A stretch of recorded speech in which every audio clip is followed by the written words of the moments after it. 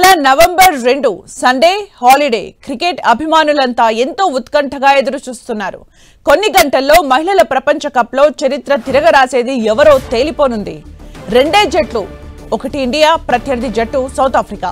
Semis లో చూపించిన తెగువ repeat చేస్తే మహిళల క్రికెట్ చరిత్రలో టీమిండియాకు తిరుగులేని రికార్డు సొంతమవుతుంది. మరి సఫారీలపై మన శివంగులు సవారీ చేస్తారా? సెమీఫైనల్లో ఆస్ట్రేలియాపై తిరుగులేని విజయాన్ని సొంతం చేసుకున్న టీమిండియా అదే జోష్తో ఫైనల్లో కప్ కొట్టాలన్న దృఢ సంకల్పంతో ఉంది. మన అమ్మాయిలు వరల్డ్ కప్ ను అందుకోవాలని యావత్ దేశం ఎంతో సగౌరవంగా ఆసక్తిగా ఎదురు చూస్తోంది. కానీ టైటిల్ పోరులో ఉన్న దక్షిణాఫ్రికా కూడా ఏం తక్కువ తినలేదు. ఈ మెగా టోర్నీలో నువ్వా నేనా అన్నట్లుగానే ఫైనల్ ఫైట్ ఉండనుంది. టీమిండియా, సౌత్ ఆఫ్రికా రెండూ బలమైన జట్లే. అయితే సఫారీల బౌలింగ్ చాలా స్ట్రాంగ్ గా ఉంది. బ్యాటింగ్ లైనప్ ను కూడా తీసి పడేయలేం. దీంతో ఏమాత్రం తేడా కొట్టినా మొదటికే మోసం వస్తుంది.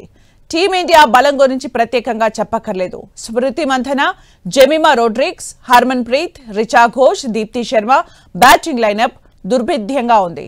ప్రపంచ కప్లోకి అనూహ్యంగా వచ్చిన షెఫాలి వర్మ పెద్దగా రాణించకపోయినా ఆమె దూకుడు మాత్రం బాగుంది. కాప్ ఖాకా బౌలింగ్ ను స్మృతి మంథనతో కలిసి షెఫాలి ఆడటంపైనే భారత్ అవకాశాలు మెండుగా ఉంటాయి. ఆఖర్లో రిచా ఘోష్ మెరిస్తే తిరుగుండదు. భారత్ 5 ప్రధాన బౌలర్స్ తోనే బరిలోకి దిగుతోందా, అదనంగా బౌలర్ ను తీసుకుంటుందా అనేది ఆసక్తికరమే. ఈ వన్డే ప్రపంచ కప్ లో అత్యధిక పరుగులు చేసిన జాబితాలో అగ్రస్థానంలో ఉంది సౌత్ ఆఫ్రికా కెప్టెన్ లారా.